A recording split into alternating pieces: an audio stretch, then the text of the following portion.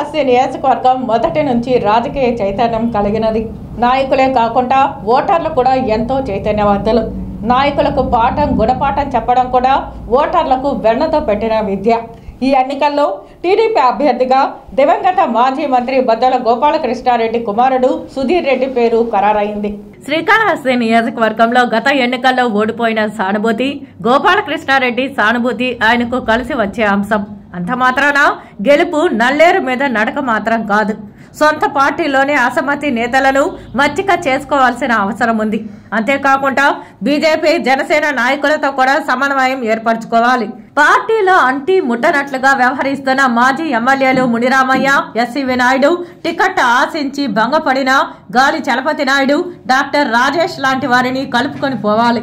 2019లో ఓడిపోయిన తరువాత సుమారు 3 సంవత్సరాలకు పైగా అందుబాటులో లేకుండా ఉండడం, ద్వితీయ తృతీయ శ్రేణి నాయకులను కార్యకర్తలను పెద్దగా పట్టించుకోకపోవడం, పార్టీ కార్యక్రమాలకు ఆర్థిక సహకారం అందించకపోవడం, కొందరు మాటలే నమ్మడం, ఇతరుల మాటలను లెక్కలోకి తీసుకోకపోవడం, ఎక్కువ కాలం హైదరాబాద్ కి పరిమితం కావడం లాంటి సంఘటనలు జరిగాయి.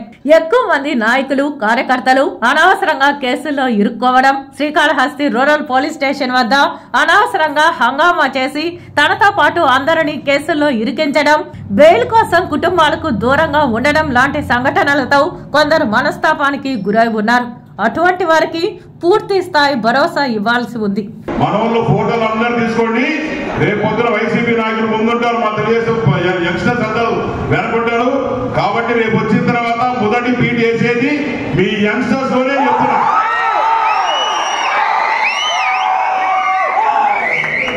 చాలా మంది యంగ్స్టర్ బ్యాచ్ ఉన్నారు మా దగ్గర. చాలా మంది పెద్ద మనుషులు ఉన్నారు. వాళ్ళ సూచనలు తీసుకుంటూ, వాళ్ళని కలుపుకుంటూ, వాళ్ళ ఆలోచనల్ని మనం తీసుకుంటూ ముందుకెళ్లాలని ఈ యంగ్స్టర్స్ ని పిలుపునిస్తా ఉన్నాను. ఈ 45 రోజులు ఇదే